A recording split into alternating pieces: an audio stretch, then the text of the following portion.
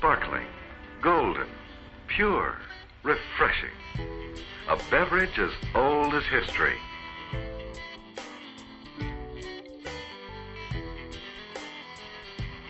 The romance of beer is way too complex to fit in a pint glass. It's way too complex to fit in a beer recipe.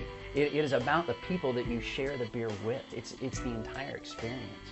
Beer, for the most part, doesn't have a great set of pretensions to it. It's a common drink. It's something that can have extraordinary flavors, but doesn't demand that you have a sophisticated palate in order to recognize that it's an enjoyable drink. My heritage is German and Irish, so I feel it's my God-given right to be a brewer.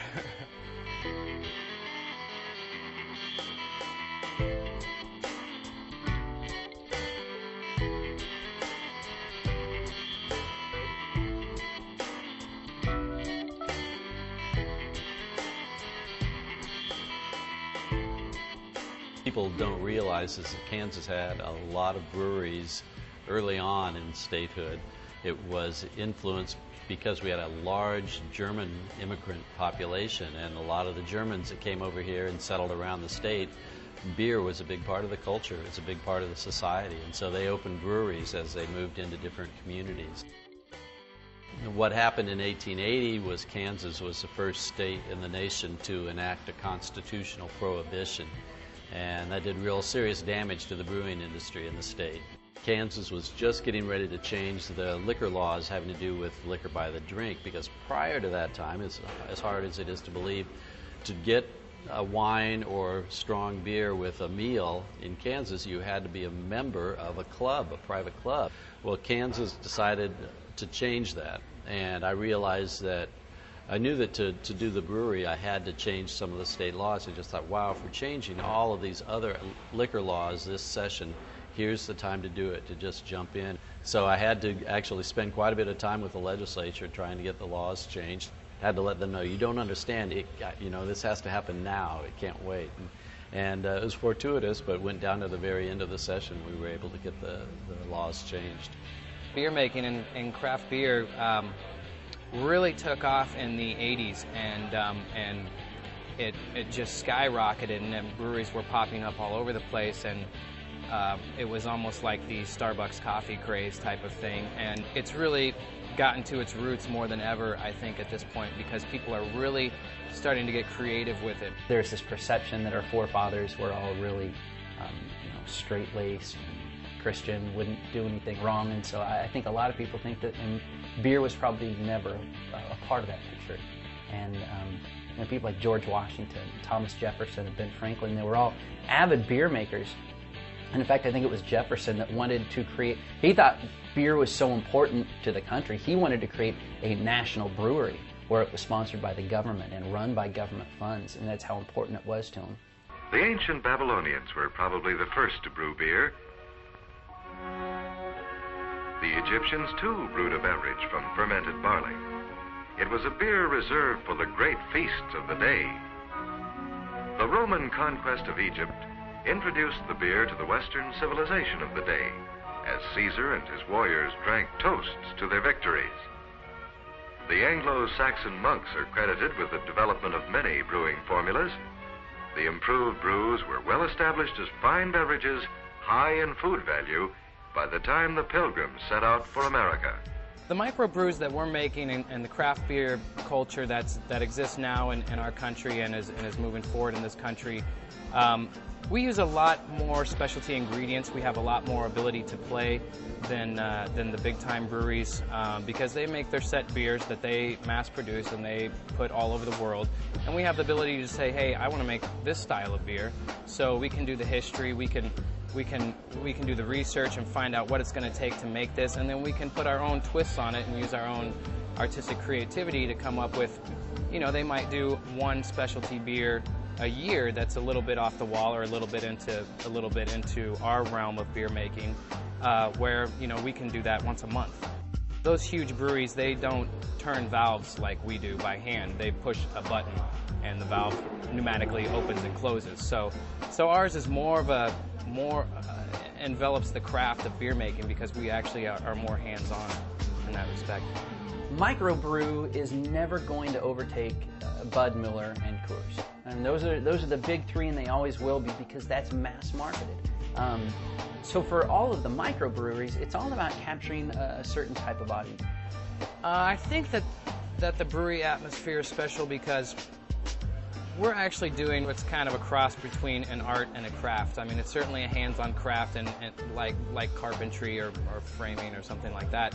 It's also an art, and you can sit there and watch people enjoy what you made, as well as they can sit there and watch you make it right before their eyes, and they can, you know, they might be able to sit there and talk to the bartender, or actually talk to the brewer personally and find out what's making this particular beer taste this particular way, and they have the ability to basically, you know, be right involved. I mean, they might get sprayed with water sometimes while I'm up here working, or, you know, they definitely have to put up with some of the loud noises that go on. So you're really like right involved in the process, or so it seems. I'm Klondike, Pete Ike, and the bar for men both brave and bold. It warms my heart to serve them all the ale with Brewer's Gold. Enjoy that golden flavor, true ale flavor. Oh, that's Valentine. Ale with Brewer's Gold.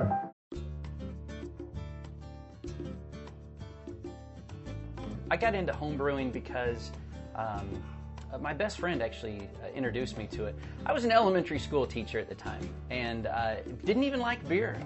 I remember meeting this guy for the first time, and we went out to lunch together, and he said, "Do you like beer?" And I said, "No, I really don't. I'd never had a beer that I liked." And he said, "Oh, I love beer. I've been to the Great American Beer Festival in Denver. I brew my own beer." And I'm thinking, I've got nothing in common with this guy. And later I told him, I told him all the reasons I didn't like beer, because I'd smelled the light stuff, the Miller Lite and Bud Light, Coors Light, things like that. And he said, "Then you really don't know what beer is all about." He said, "Come over to my house, let me introduce you to some real craft beers." I fell in love with beer at that time, and shortly after that I got into homebrewing. He always told me that I'd be into it because I taught science, and I loved science, and he said that brewing has such a scientific background to it that I would probably really get into the scientific aspect of brewing. And he was right, I have. I started in probably 98 or 99, and I've been doing it ever since. Part of homebrewing is just about creating a beer in your mind that you can't find on the shelves. Whatever sounds good in your mind, and it doesn't always work out, but sometimes it does. I don't do it to win an award, and I don't necessarily care if someone loves or hates my beer. I don't brew necessarily for other people. I brew the beers that I think sound good, and if other people enjoy it, then that's a bonus. You start with grain, malted barley or wheat usually. We send it through a mill, which cracks the grain, separates the husk from the kernel. That malt is then moved into the mash tun, which I'm standing beside here. In this tank, the enzymes are activated through certain temperatures of water to create a conversion from a starch to a sugar. The barley or wheat originates as a starch, and then these enzymes convert it into a sugar, and then eventually that sugar is what is consumed by the yeast to create alcohol content as well as body. From the mash tun, you pull an extract out of the barley or the mash itself and into the kettle. In the kettle, you do different hop additions, which will add bitterness to the beer, which will add flavor, and which will add aroma. For each style of beer, you really have some kind of a balance between the malt and the hops. At this stage, you have what's called wort, W-O-R-T. You don't call it beer until the yeast is technically added to it and fermentation is starting to take place. You have hot wort that has to be cooled down to have yeast added to it. The cooled wort then goes to the fermenter, where yeast is added to it, and then you have fermentation begin. Throughout the fermentation process, the yeast is consuming the sugars and creating alcohol content, and the byproduct of the yeast consuming these sugars is carbon dioxide. It is a misconception that you need a lot of money to brew really great beer. The homebrewing spirit is about making do with what works, not what is supposed to be done. The system that I've got in here, it functions as well as any pub that's in town. It has refrigerated lines, and the beer is refrigerated to the point of dispense, and I've done it on a few $100s as opposed to many thousands of dollars, and it's really the exact same setup. I'm just a little more ingenious with my setup. Ah, home sweet home, the little nest, where after work a man can rest or take a peaceful stroll outdoors, doing little simple chores. Weed the garden, cut the grass, paint the window, fix the glass, trim the shrubbery, grind the axe. But take it easy, dear. Relax. Oh, these little women have a way, but maybe I forgot to say, she always has my favorite brand, Carling's Black Label beer on hand. We used to keep a diary of every single batch of beer that we make because it's really it's a social experience, and it is a snapshot in time. It's such a memorable experience. So every time we would brew a batch of beer, we'd have a laptop open and we'd be typing in everything that was going on in our lives.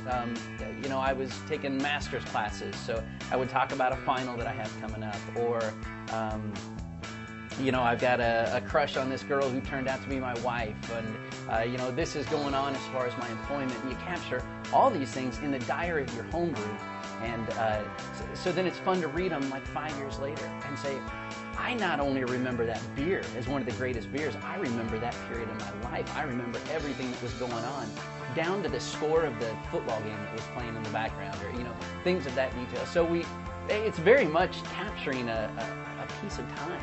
I mean, if you're talking about romance and beer, I mean, this is it. It's the Chihuahua Cherry Cinnamon for me. And this stuff goes back to when I lived in a log cabin with my roommate, and I'd be out on the second floor deck drinking this stuff on a crisp, cold night. And that's what this embodies to me. It doesn't feel right to be drinking this in a warm room. I should be outside where it's cold and there's a high alcohol content. And so even after, you know, one pint, you're just completely warm all over. It puts you at peace, and it takes you back to a different time. Hills of lakes and sunset breezes, dance and sparkle in each glassful. Hands are very refreshing, hands are very refreshing, hands refreshingly yours. The greatest beer experience has to be the Great American Beer Festival. Great American Beer Festival. The Great American Beer Festival in Denver. This is a festival that goes on every year where there are over 1,000 beers on tap. Beers that you can't find in bottles or on store shelves. Sometimes they're only found in the microbrew pub, the brew pub that makes them. It's some of the greatest beers in the world.